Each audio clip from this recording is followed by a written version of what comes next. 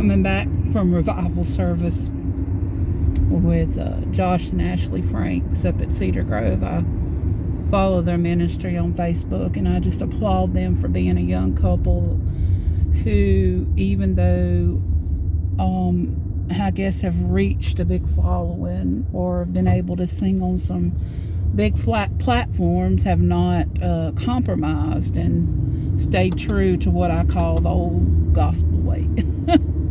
Uncompromised singing and preaching and anointing. But he said something that it was straight from the throne room of God, and the Holy Ghost was all in it.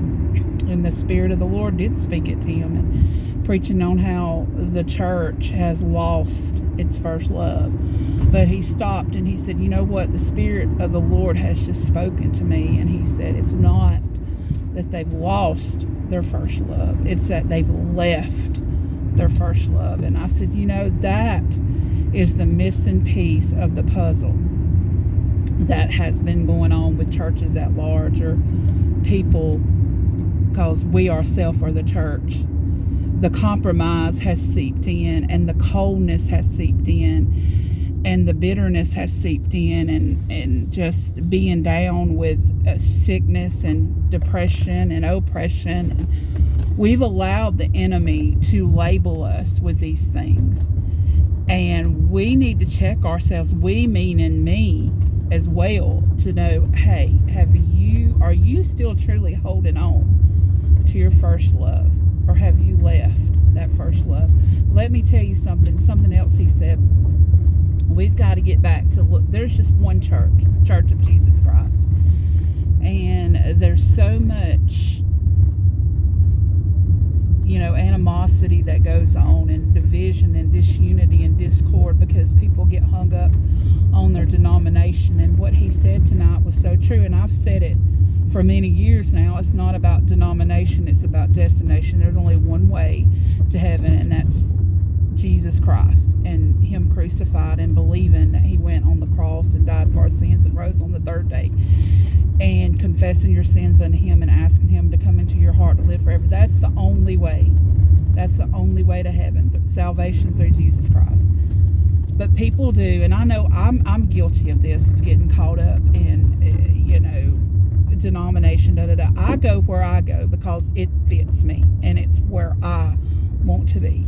But I'm not going to shame brother and sister so-and-so down the road because because tonight I saw a church come together, a community revival, because I know there were several different denominations represented in that revival tonight. And like he said, the denomination tag, it's either going to go flying off when you go up or flying off when you go down, for eternity. And I hope it's when you go flying up, But as the book says, not everybody that says Lord, Lord will enter into heaven, but everybody who calls upon the name of the Lord shall be saved. But I don't know about y'all, but this sister is surely tired of the antics of the enemy and him throwing oppressive and spirits and depressive spirits and mad spirits, all these things on us. And I don't want to ever know that I've not only lost my first love, but I've left my first love. I know when I enter the church doors, it's about me and Jesus Christ. I can't worry about brother and sister so-and-so. I've said this before. But I want to feel the anointing and the power of God. And I want to know that he's moving. And he's moving to bring miracles. And he's moving to bring salvation. He's moving to bring deliverance. I want to get back to seeing folks getting saved, sanctified, filled with the Holy Ghost. I want to get back to seeing people receive miracles. But we have got so slack when it comes to our praises. And we've got so slack when it comes to our dedication to God. And we've got so slack on standing on his promises, which are yes and amen. And we've got so slack believing that God changes not. That same God that did things for us when we were growing up, and the same power of the Holy Ghost that moved then, it's the same today. God changes not. He's the same yesterday, today, and forever. And so I want to start knowing that I'm doing everything I can for Christ, that I'm living for Him as I should, and that I'm seeking out everything that He needs me to do, and that I'm not just laying down in defeat and laying down in depression and laying down in anxiety and laying down in pain. Despite what I'm feeling, I want to get up with a boldness, a confidence, a clarity in my mind that God is still on the throne, that God is still moving, that God is still performing miracles, that God is still in our midst, and He's a just God, and He's a holy God, and He's a faithful God. And I'm telling you tonight, I know He's fixing to wind this thing down. And I'm also telling you tonight, whatever church you're going to, I love the church I'm going to. My heart's there. My heart's there because I feel the love of Jesus, and I feel the power of God. And even though I know He's attacking our church, the enemy's not just attacking our church, He's attacking the churches at large that are doing our best to walk in unity and walk in love, and let the Spirit lead and guide, direct the services, and let the Lord lead and guide and direct our steps. But we have got to quit saying what's wrong with the church, or what's wrong with our bodies, or what's wrong with us, and taking it to a God who can fix what's wrong, and entering those church doors with nothing else on our mind other than God move in our midst.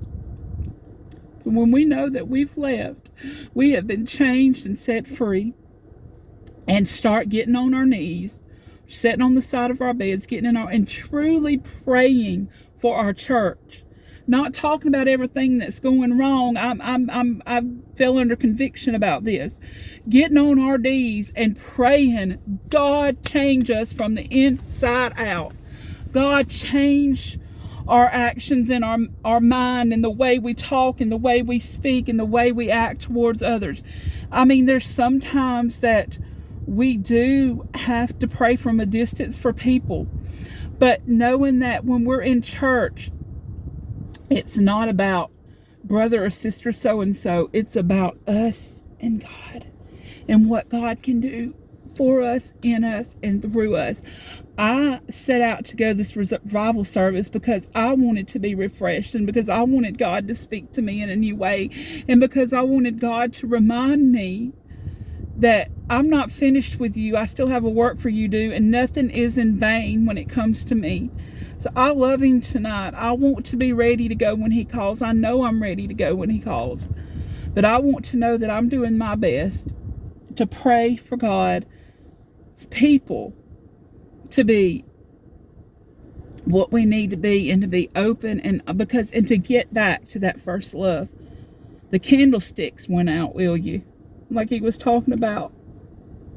And I don't want that candlestick to ever be permanently removed from me, or removed from the church that I am this side of glory. I want that candlestick to burn bright with His Spirit and to move, because the Spirit changes things. And sometimes if it's just you and one or two other persons giving God all you've got, and praising Him with every fiber of your being, and standing up and testifying what good He has done for you, that's all that takes. We're too dependent on brother and sister so-and-so's testimony.